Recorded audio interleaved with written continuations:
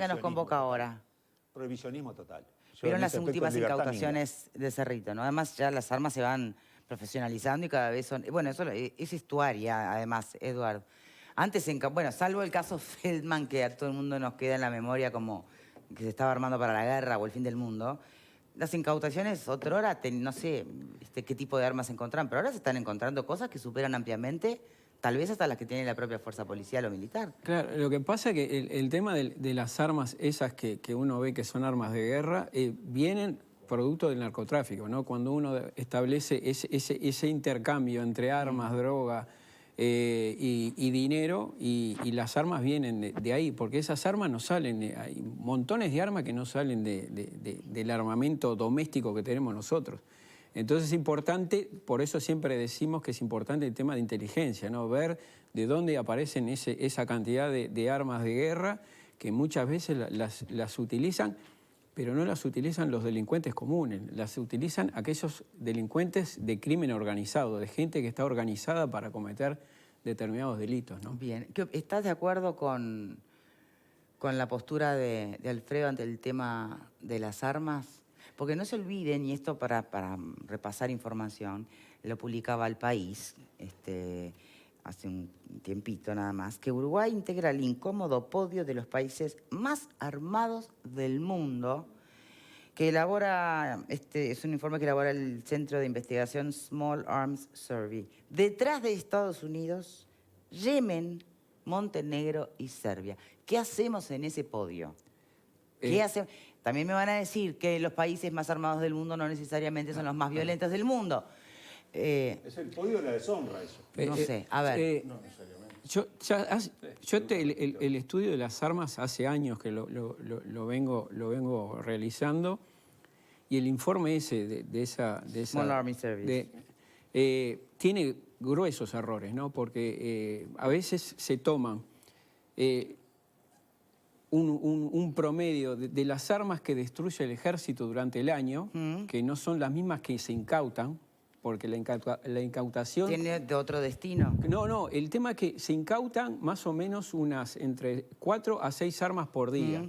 Pero si te sacás una gráfica de las armas que se destruyen por el ejército, son 10 o 12 armas por mes. ¿Por qué pasa? A veces no todas las armas se destruyen en ese mismo año. Entonces, ahí surge el primer dato, que es un dato erróneo, ¿no? Que establece que nosotros tenemos un arma cada... Mirá, para que tengas... tenemos un arma cada 43 personas, ¿no? O sea, el 43% tendría arma. Es la misma cantidad de armas legales, que son 605.000, y hay 598.000 armas que supone esa organización que son ilegales. El propio ejército dice que esas cifras no se condicen ajustan, exactamente. no condicen. Bueno, vamos a ver qué piensa justamente el senador del Partido Nacional, Carlos Camí, que está presentando además un proyecto que nos va... que le da un poco más de tiempo, un poco más de margen a lo que es la ley que se votó hace poco, que se implementó y que pretendía de alguna manera que voluntariamente las personas, bueno, no entregaran sus propias armas. ¿Cómo le va, senador? ¿Qué tal?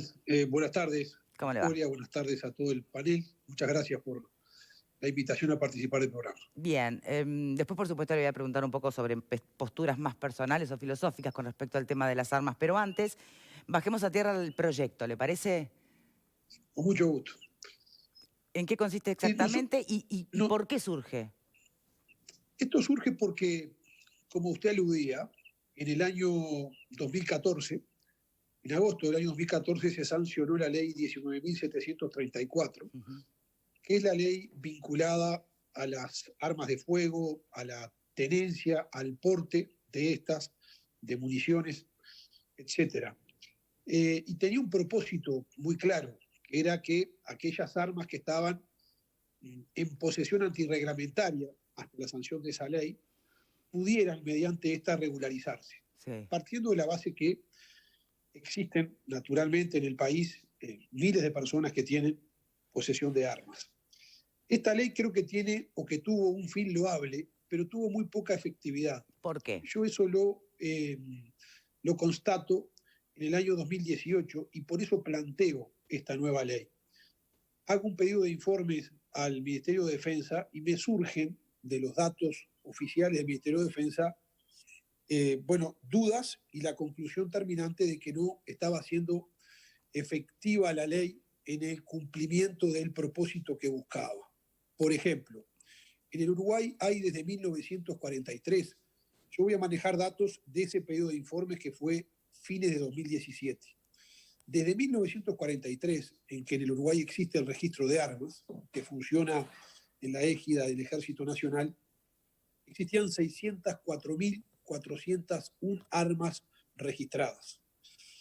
Y yo le realizo un pedido de informes también al Poder Judicial, solicitando la información de las armas que por distintos procedimientos judiciales entre el año 2015, 2016 y 2017 se solicitó la información pertinente sobre de dónde venían, de dónde proveían, de cuál era el origen de esas armas al servicio respectivo.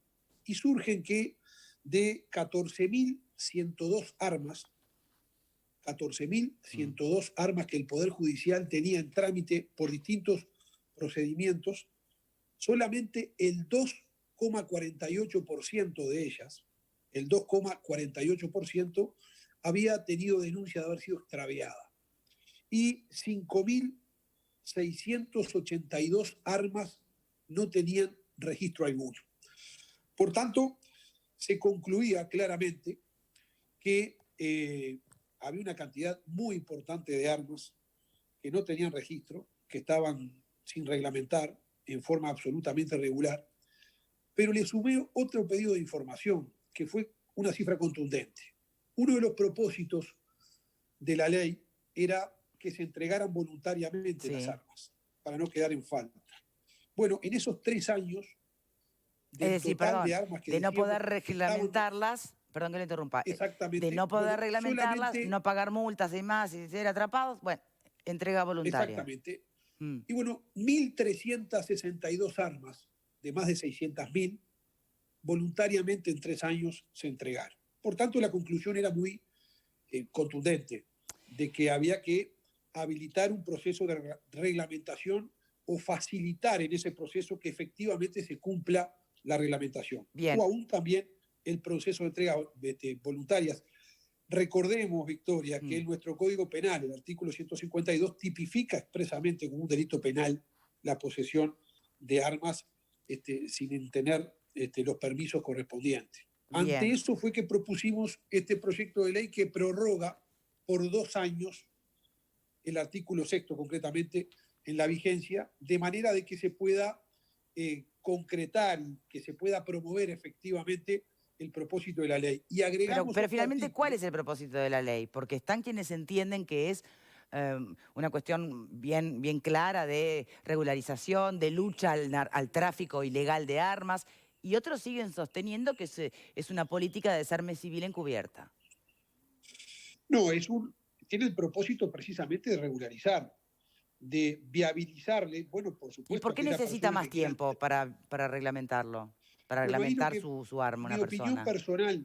Mi opinión personal es que las trabas se establecieron no tanto en la ley, sino en el decreto reglamentario de la ley.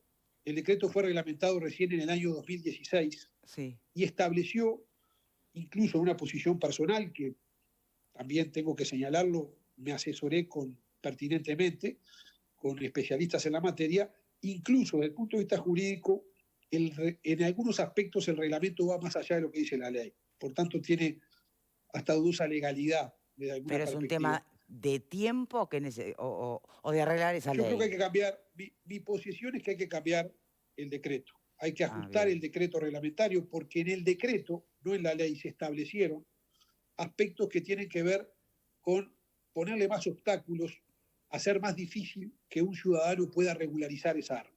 Se le incorporaron, por ejemplo, pruebas balísticas, determinadas acciones que antes no se era necesario tener para poder tener el porte o la tenencia correspondiente. Bien. Y eso a lo que llevó fue a dificultar que decenas de miles de uruguayos que querían regularizar su situación no podían hacerla no podían hacerlo en los hechos. Bien. En Ahora, la práctica les era imposible. ¿qué queremos? ¿Qué sociedad queremos? ¿Una que tenga todas sus armas en regla o que no tenga armas? Porque en definitiva,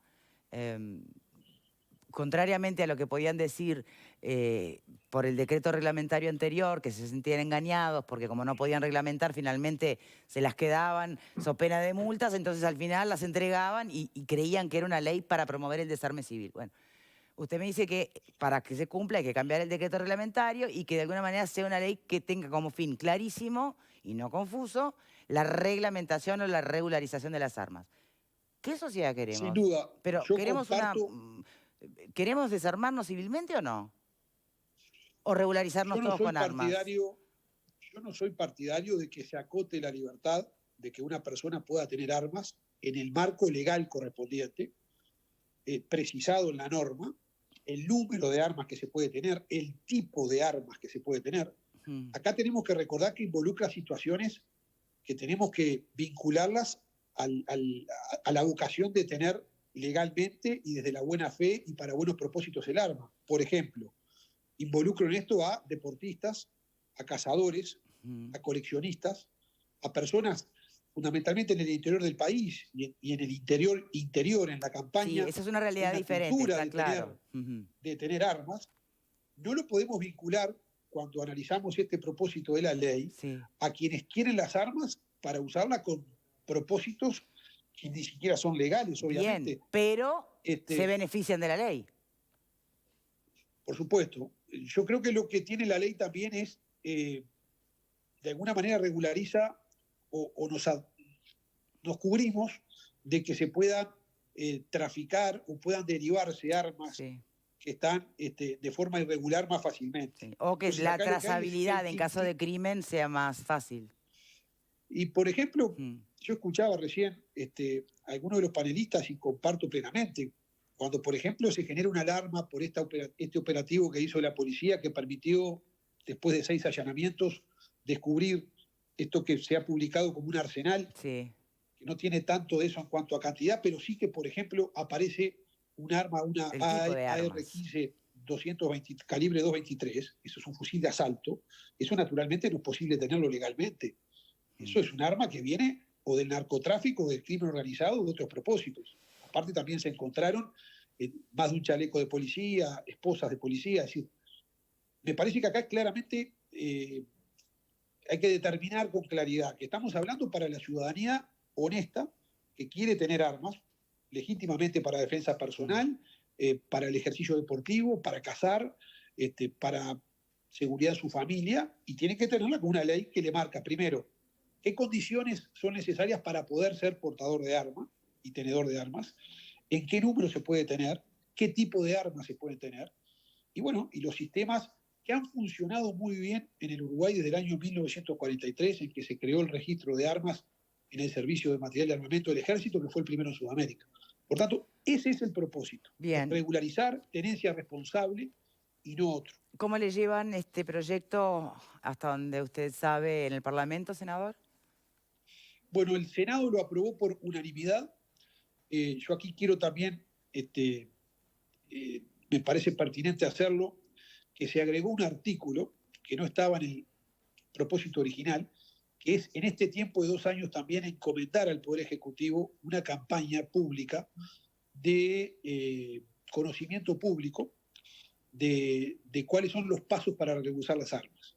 Porque creo también que hubo desconocimiento en parte de la población cuando juzgó la aplicación ineficiente de la anterior ley. Pero estamos hablando de una campaña publicitaria como puede ser percepción de riesgo de la marihuana, los 2 metros de distancia sostenible, ¿ese nivel de campaña? No, estamos hablando de que se le encomienda concretamente al Poder Ejecutivo realizar campañas de bien público a través de medios radiales, televisivos, de internet, análogos, a efecto de darle una mayor difusión a los aspectos que hacen a la regularización y a la tenencia responsable de armas de acuerdo a la ley. Bien. Esto el Senado lo aprobó por unanimidad. La ley tiene sanción,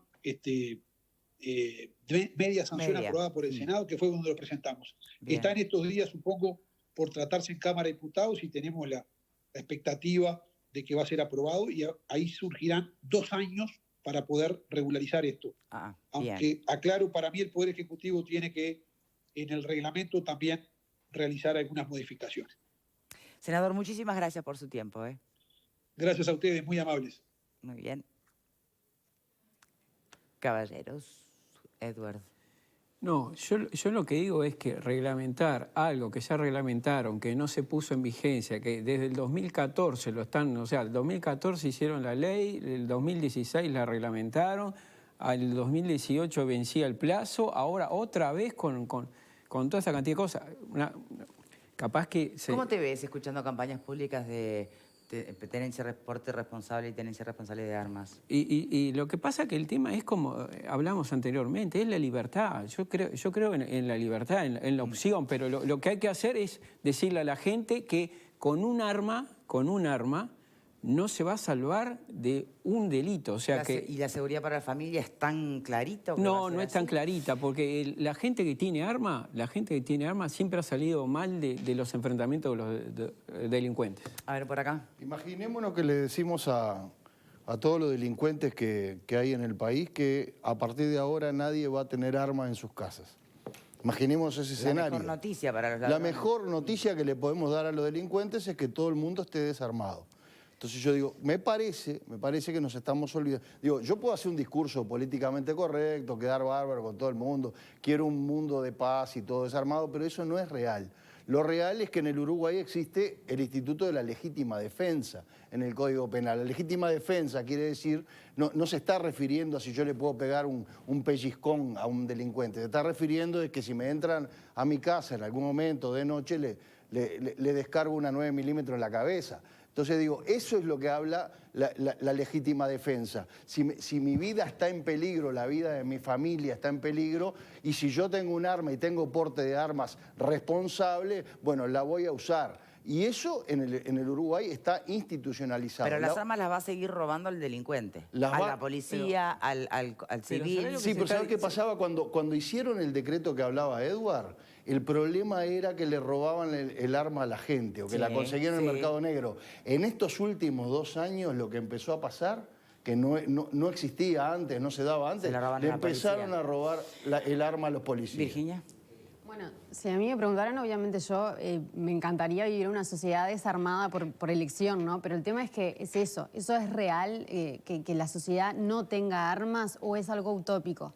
Entonces, un paso más, yo creo que lo que es fundamental es que si una persona decide tener armas, bueno, controlarlo bien para que eso no sea utilizado para afectar los derechos de otros. O sea, si el arma se utiliza, por ejemplo, por deporte, por colección, por legítima defensa. Eso de los deportes y los coleccionistas. No, eso quizás sea pocos, pero también bueno, pero ¿se estás legislando para 1.500 personas? 1.500, son 1.500... Perdón, que no...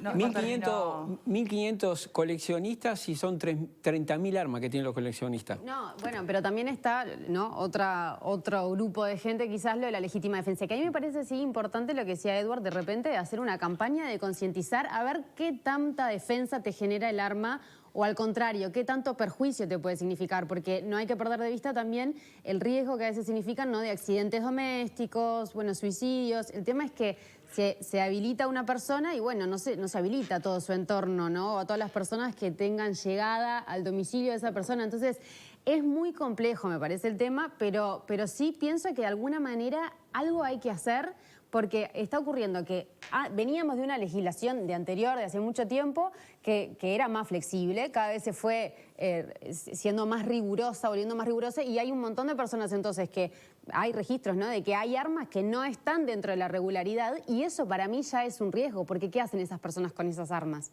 Las entregan, las venden, las tiran, las encuentran, entonces llegan a manos equivocadas, y ahí sí estamos con un riesgo mayor, ¿no?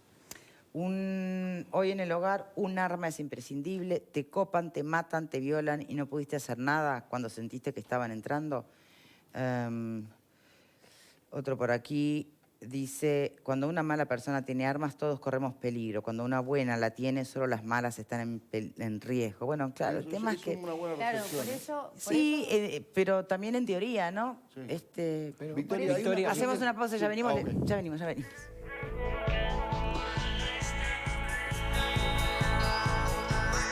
DAV, crema humectante